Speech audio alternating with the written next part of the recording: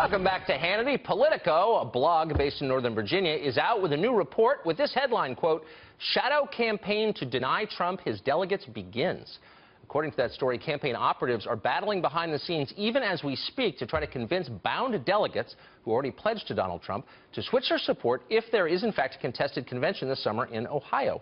Here to react to this, author of the book, The Greatest Comeback, Patrick J. Buchanan. Pat, I always think when people say, I can't believe this is happening, who would have predicted we'd have a political season like this? That you did, actually, quite some time ago, predicted we would see the turmoil that we're seeing now. What do you make of the efforts to stop Trump at the convention or before? What do they grow out of? I think the establishment's really looking ridiculous here, Tucker. Where they grew out of is, desperation, and here's a sense that Donald Trump represents a threat to the agenda of the establishment, the personnel of the establishment. If he's nominated and elected, it becomes a different kind of Republican Party. And what you're seeing, I think, is sort of the stark terror of the establishment and what they're doing. What's so interesting to me is that you've heard relatively little complaint about his actual policy positions. You've heard really more on the left about it, but on the right, you've heard mostly just kind of name-calling. He's a bigot, he's a sexist, he's a racist, likening him to Hitler, to Stalin. Once you say things like that, once you call your opponent immoral, it seems to me there's really no common ground. You can't kind of fix that when it's all over, can you? Well, no, you can't. And of course, Trump has used his own language, Lion Ted and Little Marco and and low-energy Jeb and all the rest of it. But listen, I do think there is substance here, Tucker. When those 116 largely neocons really took an Oxford oath, we will not support Donald Trump if he's our nominee, and some of them announced they're going to support Hillary Rodham Clinton. I think a lot of rice bowls in this city are threatened, and Trump's agenda on immigration, his agenda on trade, threatens the Chamber of Commerce's agenda. His foreign policy agenda threatens a lot of what's been transpiring since the end of the Cold War. I think there really is a substantive threat here, and I think the establishment is very right to be worried in a lot of ways. Well, it does seem to me, in the case of a lot of Republicans in Washington, some Republicans in Washington, Hillary Clinton's foreign policy is closer to theirs than Donald Trump's is. Do you think that's right? Sure. I think it's Hillary Clinton, and she voted for the Iraq War. She voted for all those trade deals. She was a NAFTA gal back in the 90s. On trade and on foreign policy, she's much closer to the establishment here, and that's why I think you're seeing some of them peel off. Some of them could easily wind up, I think, in a Hillary Clinton administration. But let me say this about the establishment here. You're really seeing desperation. The real character is revealed, as I said, the rotten underbelly of the establishment. You got secret meetings down in Sea Island, Georgia, in Palm Beach, the Army-Navy Club. We're going to get a conservative Republican, a good Republican conservative like Rick Perry, and put him on a ticket and sink the Republican Party. This really is, as I called it, dog-in-the-manger politics. If we can't control the party, we're going to sink the party. And I think everyone sees it. But to be truthful, Tucker, I think basically that Trump is probably going to win this on the first ballot, and his only real challenger is Cruz, because you add the Cruz and Trump delegates together, they are not for the Beltway, and the Beltway is not going to put some sock puppet in there at Cleveland.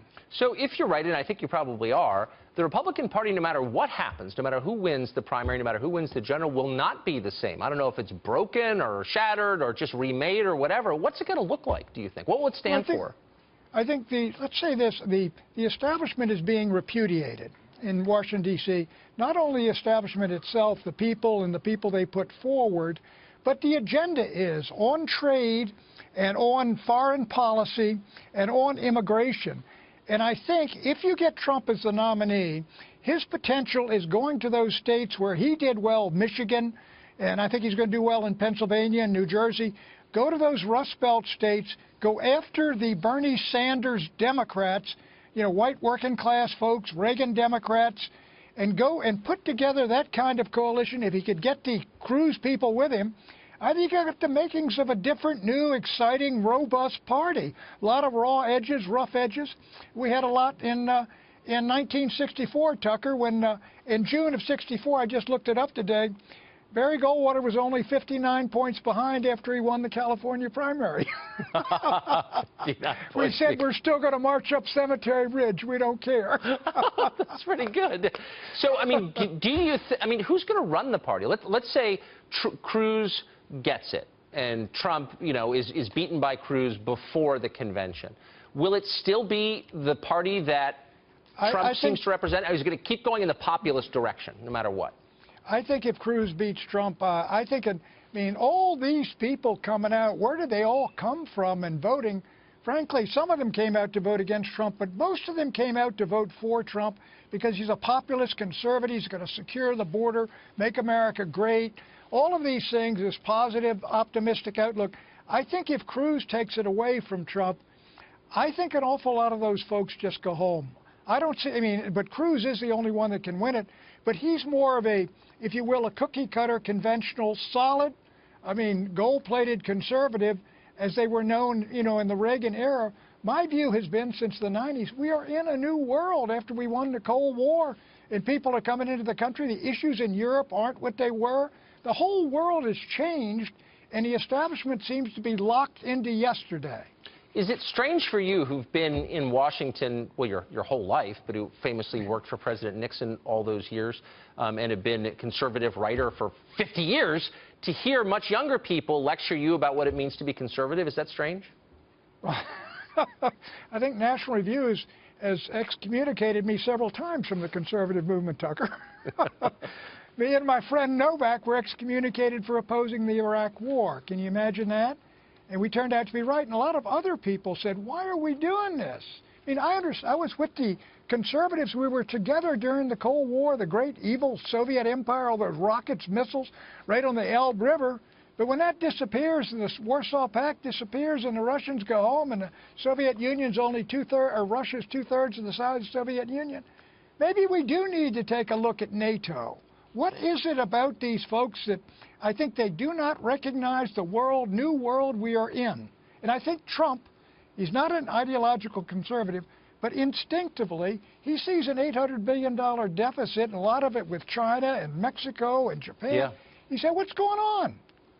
25 years after the fall of the Soviet Union, the Republican Party takes notice and reorganizes along different lines. Are you criticizing NATO after 25 years after NATO? I'm not taking sides, Pat. It's great to see you tonight. Thanks a lot for coming on. Good seeing you, Tucker.